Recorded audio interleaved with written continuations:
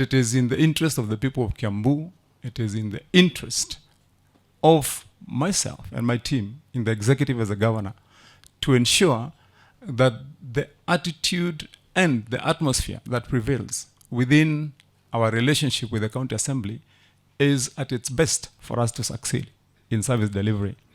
And not only with the county assembly, but with the entire of the county elected leadership. It is in our interest to ensure that a harmonious relationship will give us the results that our people desire. I, as the governor, has absolutely no problem in establishing the ward fund in Kiambu County Assembly. And that this ward fund, Your Excellency, we shall enact it as soon as we get to sit with this House leadership and the members of the County Assembly, and it should be ongoing immediately. And we are going to dispense this ward fund, giving members of the County Assembly who are elected latitude, Your Excellency, to choose the projects that within their wards they want to give priority to ensure that they get visibility, they also get contact and exposure, and prioritize the projects that they want to have in the wards, Your Excellency. And so on the ward fund, Your Excellency, I have absolutely no issue, and as I've said, it is my commitment that that will be implemented immediately. I propose, Your Excellency, that on the 23rd of November, which will be on a Thursday, that I'll invite the entire County Assembly for a retreat. And all of us can sit together and look at issue one by one. And wherever we have issues that still have not been thrashed out, we shall thrash them out, Your Excellency.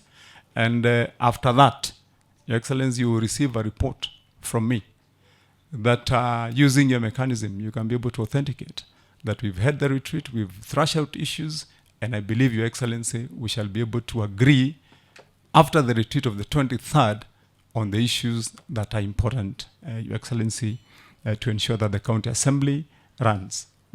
We would want a situation where you are working together with the governor so that you are also relevant on the ground.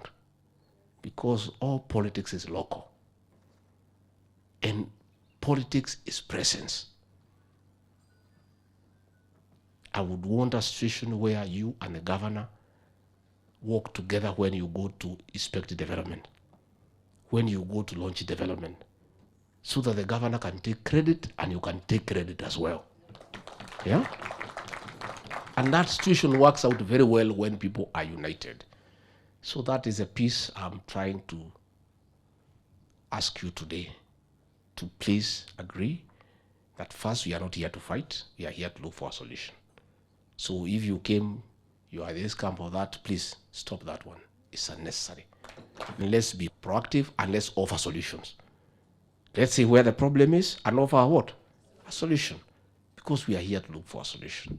I want to say in leadership, there is nothing personal. All of us are brought together by the desire to serve the people.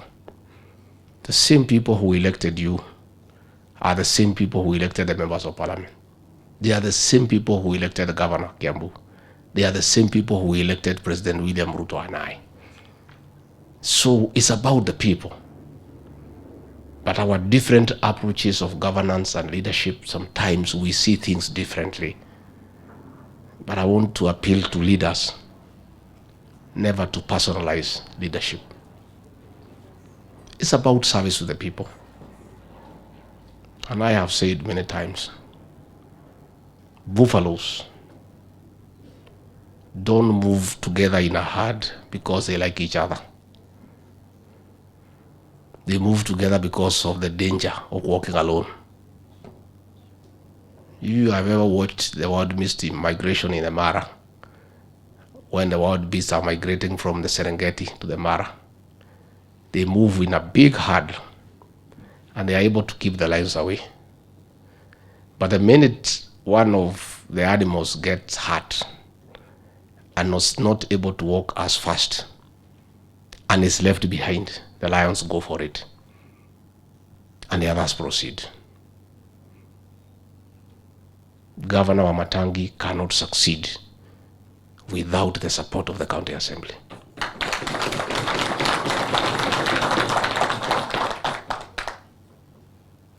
The county assembly will not play its role without cooperation from the governor.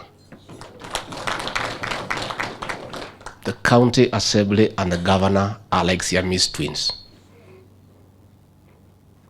Where they are working well, there's progress and there's development. Where the governor and the MCAs are fighting, there's chaos and nothing moves. And the people who suffer are the electorate. My concern and that of the president is for the people of Kiambu. Much as they elected you, they also elected us. And we have a commitment to those people. We would wish to see them flourish. We would want to see them get development. But in the atmosphere that is in the county right now, and that is the truth, it is not conducive for good development. So we need to sort it out. I want to appeal to you people. As we discussed this morning, I want us to be very pragmatic, and I want us to look for a solution, not a blame game.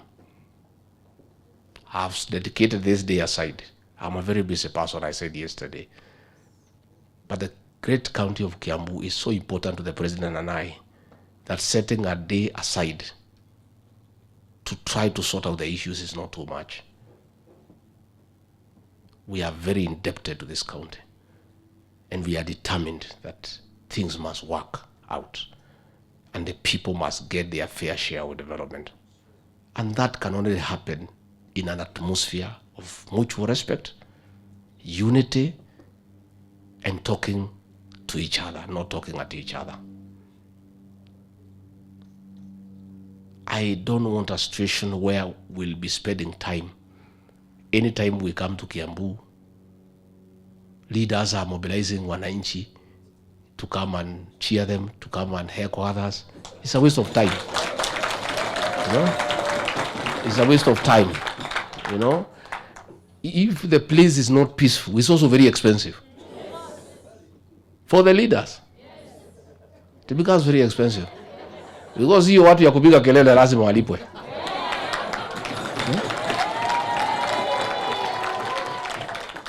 And it's unnecessary. And you know from where I sit, I'm saying, we all supported the governor. He also supported you. It is possible for us to work together. It is possible. I don't see that huge difference that cannot be settled. I think it's just a mind game. Different approaches of dealing with leaders and how you go about things. And I think it's something with goodwill we can do. You people are very important to our administration because you are the leaders at the bottom of the pyramid. You are the ones who are with wananchi every day.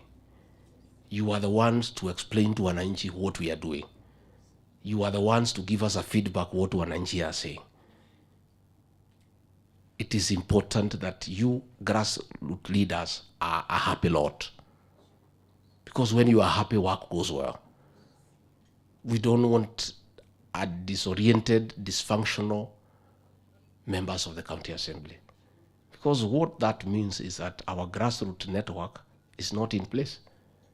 Because you are the people who are with wananchi every day.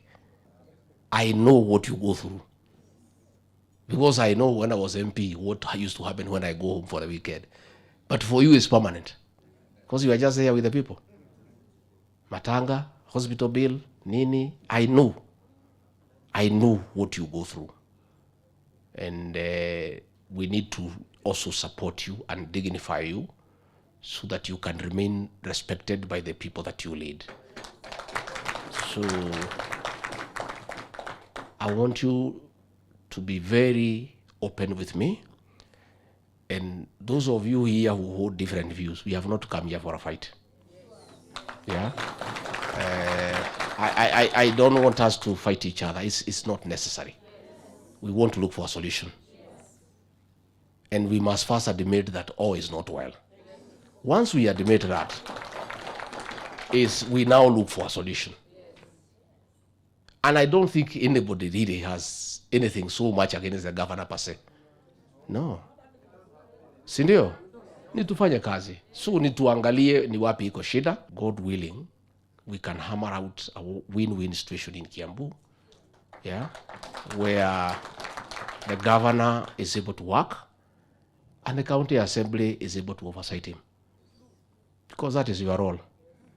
But you must oversight with responsibility so that you don't also store the government. Yeah? And we are willing, even ourselves at the national government, we are happy with oversight. That's why we have even told the Kimani Ichung'wa team, anchor the leader of official opposition in the constitution so that he can come to parliament and oversight us instead of going to the streets. Yeah? Give him an opportunity to tell us where we are wrong so that we correct. And I don't think oversight is a fight. No, I think it's a responsible governance. And I think check and balance is good for any democracy. Even the president and I are quite happy to receive honest and constructive criticism. And many things we are told we correct. You know, so we want a functional county government led by the governor and an effective county assembly to oversight that government, all for the benefit of the people.